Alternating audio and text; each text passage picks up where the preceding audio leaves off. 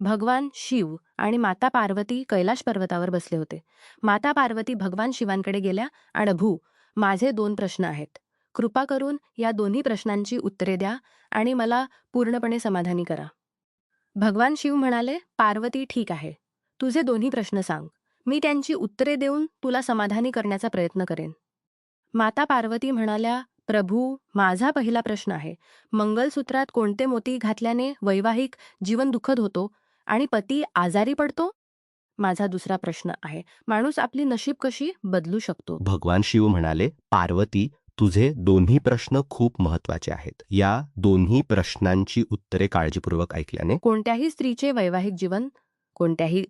वैवाहिक जीवन सुखी होते आणि एखादा दुःखी माणूस आपल्या जीवनातील सर्व दुःख दूर करू शकतो, जेणेकरून तुम्हाला दोन्ही प्रश्नांची उत्तरे नीट समजतील.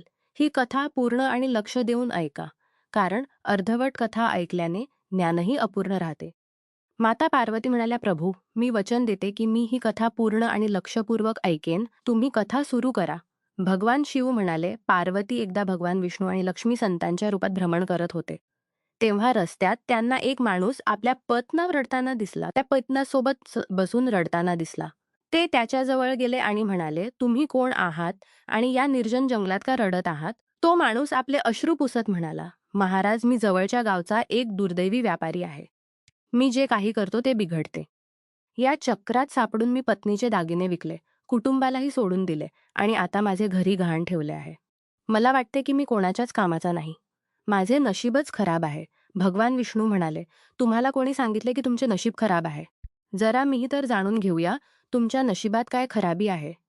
तो माणूस म्हणाला, महाराज, आधी मी शेशी तोटा होई, कधी दुष्काळ, कधी अतिवृष्टीमुळे पीक वाया जाई. यामुळे त्रस्त होऊन मी व्यापार करण्याचा निर्णय घेतला.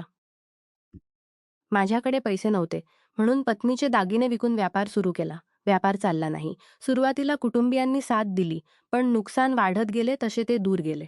महाराज, मी हे सर्व कुटुंबासाठीच करत होतो, पण आता ते मला पाहून डोळे फिरवतात आणि मलाच कुटुंबाच्या दुर्दशेचा जबाबदार ठरवतात. माझा एक मित्र आहे, त्यानेही माझ्यासोबतच व्यापार सुरू केला होता, पण त्याचा व्यापार चांगला चालतो आहे. तो माझ्या घरी आल्यावर आपल्या यशाची गोष्ट सांगतो. त्याच्या गोष्टी ऐकून माझे कुटुंबीय म्हणतात, तुमच्या मित्राकडे बघा आणि काही शिका. आम्हाला वाटते तुमच्या बसचे काहीही नाही, तुम्ही काही करू शकत नाही. महाराज, त्यांच्या गोष्टी ऐकून आता मलाही वाटू लागले आहे की कदाचित माझ्या बसचे काहीही नाही. आता तर माझे जीवनच व्यर्थ वाटते. माझ्या मनात विचार येतो की मी आपले जीवन संपवून टाकू. मी येथे त्याच हेतूने आलो होतो, पण हिंमत झाली नाही, म्हणून एकांतात बसून पत्नीसोबत रडत होतो. भगवान विष्णू म्हणाले, तर ही गोष्ट आहे. तुम्हाला याशिवाय आणखी काही सांगायचे आहे का? महाराज, एक तर माझे काम बिघडते आणि दुसरे, माझा मित्र मला नेहमी निष्फळ दाखवण्याचा प्रयत्न करतो. मला काही समजत नाही, मी काय करू आणि काय करू नये. विष्णू म्हणाले, तुम्ही मित्राच्या गोष्टी ऐकून खरोखर दुःखी होता का? होय महाराज, मी मित्राच्या गोष्टी ऐकून खूप दुःखी होतो. तुम्हाला कोणत्या गोष्टीचे दुःख आहे? आपण अपयशी झाल्याचे की मित्र यशस्वी झाल्याचे? तो माणूस थोडा विचार करून म्हणाला, महाराज, खरं सांगू तर मला आपण अपयशी झाल्याचे तितके दुःख नाही, जितके मित्राच्या यशाचे दुःख होते. विष्णू म्हणाले, जर तुमचा मित्र अपयशी झाला तर तुम्हाला आनंद होईल का? होय महाराज, मला खूप आनंद होईल. विष्णू म्हणाले, याचा अर्थ असा की तुमचा आनंद तुमच्या मित्रावर अवलंबून आहे. तो हवे तर तुम्हाला आनंदी करू शकतो आणि नको तर दुःखी. म्हणजेच तुम्ही तुमच्या मित्राचे पूर्ण गुलाम झाला आहात. म्हणून मला वाटते की तुमचे काहीही होणार नाही. जेव्हा विष्णू थोडी नाराजी दाखवून पुढे जाण्याचा प्रयत्न करू लागले, तेव्हा तो माणूस हात जोडून म्हणाला, महाराज, मला सोडून जाऊ नका. तुमच्या गोष्टी ऐकून मला काही आशा वाटू लागली आहे. विष्णू म्हणाले, जर तुम्ही माझ्या गोष्टी मांडण्यास तयार असाल तर मी तुम्हाला सांगतो. नेहमी लक्षात ठेवा, जेव्हा आपण कोणावर अवलंबून राहतो तेव्हा आपला आनंद आणि दुःखही त्याच्यावर अवलंबून राहू लागतो. यापेक्षा चांगले आहे की तुम्ही स्वतःवर आशा बांधा. जेव्हा तुम्ही असा कराल आणि पूर्ण प्रयत्नाने काम कराल, तेव्हा तुम्हाला यश नक्की मिळेल.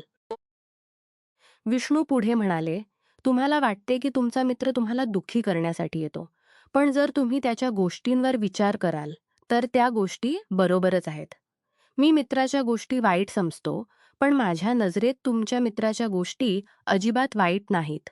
तो आपल्या संघर्ष आणि अनुभवाच्या गोष्टी तुम्हाला सांगतो. तुम्ही मित्राच्या गोष्टी लक्षपूर्वक ऐकता आपल्या जीवनात उतरून खूप काही शिकू शकता. त्यासाठी त्याचे आभार मानायला हवेत, की तुम्हाला घरबसल्या काही अनुभव मिळत आहेत. कारण तुमचा मित्र आपली यशोगाथा सांगतो, की तो यशस्वी कसा झाला. तुम्ही त्याच्या अनुभवांचा फायदा घ्या आणि नवीन सुरुवात करा. कर्म करत राहा. एक दिवस तुम्हाला यश नक्की मिळेल. आज तुम्ही ज्याला आपले वाईट वेळ किंवा वाईट नशीब समजत आहात, एक दिवस ते बदलेल आणि त्यासोबत तुमचे विचारही बदलतील. आणि पहा, जेव्हा तुमचा चांगला वेळ सुरू होईल, तेव्हा तुमचा मित्रही तुम्हाला यशोगाथा सांगणार नाही. तो तुम्हाला आपल्या अपयशाच्या गोष्टी सांगेल, जेणेकरून तुम्ही त्याच्या गोष्टी ऐकून गोंधळून जाल आणि तुमचा आत्मविश्वास डळमळीत होईल. आणि तुम्ही चुकीचे निर्णय घ्याल. पण त्यावेळीही तुम्हाला आपल्या बुद्धीचा वापर करावा लागेल. तुमचा मित्र आज तुम्हाला दुःखी करण्यासाठी येतो. त्याचप्रमाणे त्यावेळीही येईल. कारण ज्याप्रमाणे तुम्हाला दुःखी पाहून त्याला मजा येते, त्याचप्रमाणे त्यालाही तुम्हाला दुःखी पाहण्यात तितकीच मजा येईल. तो माणूस म्हणाला, "महाराज, आपण बरोबर सांगितले, पण माझे सर्वात मोठे दुःख हे आहे, माझे कुटुंबीयही यात सामील आहेत. खरोखर मी कुटुंबासाठी चांगले करायचे होते, पण ते माझी गोष्ट समजण्यास तयारच नाहीत. ते मला चुकीचे म्हणतात. आणि आता तर गोष्ट इतकी वाढली की त्यांनी माझा साथी सोडला आहे." विष्णू म्हणाले, "मी तुमची गोष्ट समजलो. तुम्हाला सांत्वन हवे आहे. खरोखर या जगात सर्व लोक सांत्वनच शोधतात. आपण काही करतो तेव्हा लोक आपली प्रशंसा करतील अशी आपली इच्छा असते, पण तसे होत नाही म्हणून आपण दुःखी होतो. आपल्या वाटते की मित्र कुटुंबीय सर्व स्वार्थी आहेत, पण जर तुम्ही कोणाला आपले कुटुंब मानता आणि त्यासाठी काही करायचेही असते, तर तुम्हाला असा का वाटतो की तुम्ही दुसऱ्यांसाठी काही करत आहात? खरं तर तुम्ही आपल्या आनंदासाठी करत असता. म्हणून कुटुंबासाठी काही करणे हे खरोखर आपल्यासाठीच करणे असते. पण जर असे करताना तुम्हाला वाटते की तुम्ही दुसऱ्यांसाठी करत आहात, तर तुम्ही नक्की दुःखी राहाल. आणि जर तुम्हाला वाटते की तुम्ही आपल्यासाठी करत आहात, तर तुम्ही आनंदी राहाल. कारण जेव्हा तुम्ही आपल्यासाठी काही चांगले करता किंवा करायचे असते, तेव्हा तुम्हाला सांत्वनाची गरजच पडत नाही. विष्णूच्या गोष्टी ऐकून त्या माणसाच्या चेहऱ्यावरील भाव बदलले. तो म्हणाला, "महाराज, आपण बरोबर सांगितले. मी समजलो की आतापर्यंत माझे वाईट नशीब म्हणून होते, कारण ते दुसऱ्यांच्या हातात होते. आता मी माझे नशीब स्वतःच्या हातात ठेवेन आणि पूर्ण मेहनत आणि लग्नाने पुन्हा काम करेन. आणि यश मिळेपर्यंत शांत बसणार नाही." विष्णू हसले आणि एक छोटा डबा काढून त्याला दिला. म्हणाले, "हा डबा नेहमी आपल्याजवळ ठेवा. यात असा राज आहे." जो तुम्हाला मोठमोठ्या दुःखांपासून नेहमी वाचवेल. पण एक गोष्ट लक्षात ठेवा. हा डबा तेव्हाच उघडा जेव्हा तुमच्या जीवनात जगण्याचा कोणताही मार्ग दिसत नसेल आणि तुम्हाला वाटेल की आता या जगात जगणे व्यर्थ. आहे. जर तुम्ही वेळेपूर्वी उघडला, तर ते सर्व राज संपून जातील. तो माणूस विष्णूंना वचन देऊन म्हणाला, की जेव्हा त्याला जगात काहीही दिसणार नाही, तेव्हा हा डबा उघडेल. त्याचप्रमाणे लक्ष्मीने एक डबा काढून त्या माणसाच्या पत्नीला दिला आणि म्हणाली, "हा डबा स्नान केल्यानंतर उद्या उघडायचा आहे. मग तुमच्या जीवनातील सर्व दुःख कायमचे दूर होतील आणि सर्व बिघडलेले काम पुन्हा सुरू होतील." तो माणूस घरी जाऊन आपल्या कामावर लागला आणि त्याची पत्नीने लक्ष्मीने दिलेला डबा उघडला. त्यात एक परचा आणि एक मंगलसूत्र होते, जे प्रत्येक सुहागणची निशाणी असते. त्या स्त्रीने परचा वाचला आणि वाचून ती चकित झाली. यावेळी माता पार्वती भगवान शिवांना विचारतात, "प्रभू, त्या परच्यात असे काय लिहिले होते, जे त्या स्त्रीला वाचून चकित करून टाकले?" भगवान शिव म्हणाले, "तुम्हाला जाणून घ्यायचे आहे की त्या परच्यात काय लिहिले होते? तर त्या परच्यात तुमच्या पहिल्या प्रश्नाचे उत्तर लिहिले होते." पार्वती म्हणाल्या, "प्रभू, ते कसे?" शिव म्हणाले, "तुमचा पहिला प्रश्न होता की मंगलसूत्रात कोणते मोती घातल्याने वैवाहिक जीवन दुःखद आणि पती रोगग्रस्त होतो. तर ऐका, त्या पर्च्यात लिहिले होते, बेटी, तुमच्या जीवनात दुःख आणि तुमचा पती आजारी असण्याचे कारण असे की तुम्ही जे मंगलसूत्र घातले आहे, त्यात फक्त पिवळ्या रंगाचे मोती आहेत. मी तुम्हाला दिलेले मंगलसूत्र घाला. आणि यात एक पर्चा आहे, तो मोठ्या लक्षपूर्वक वाचा आणि मंगलसूत्राच्या रहस्याला समजून घ्या आणि त्याचे नियमानुसार पालन करा." त्या पर्च्यात लिहिले होते की मंगलसूत्राबाबत कधीही 6 चुका करू नका. पहिली, अनेकदा असे दिसते की महिलांना एकमेकांच्या गोष्टी मागून घालणे खूप आवडते.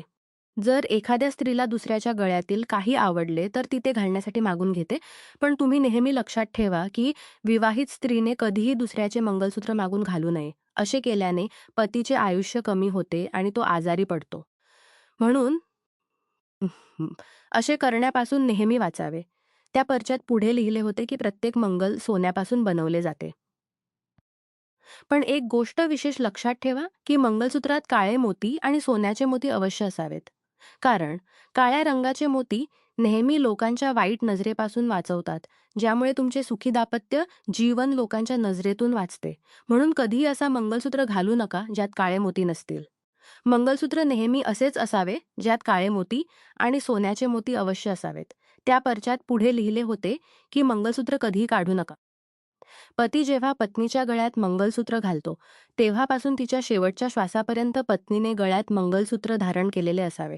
जर काही अनहोणी परिस्थितीत मंगलसूत्र काढावे लागले तर त्याच्या जागी गळ्यात काळा धागा अवश्य धारण करावा.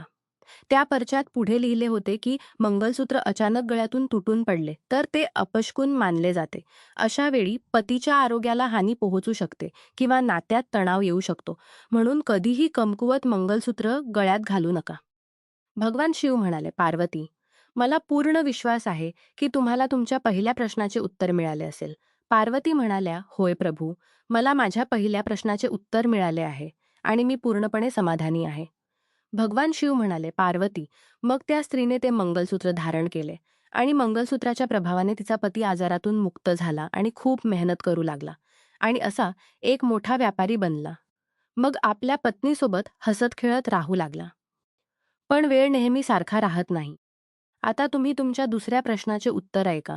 तुमचा दुसरा प्रश्न होता की एक दुःखी माणूस नशीब कसे बदलू शकतो. पहा, वेळ नेहमी सारखा राहत नाही, तो बदलत राहतो. त्या माणसाच्या जीवनात पुन्हा बदल घडला.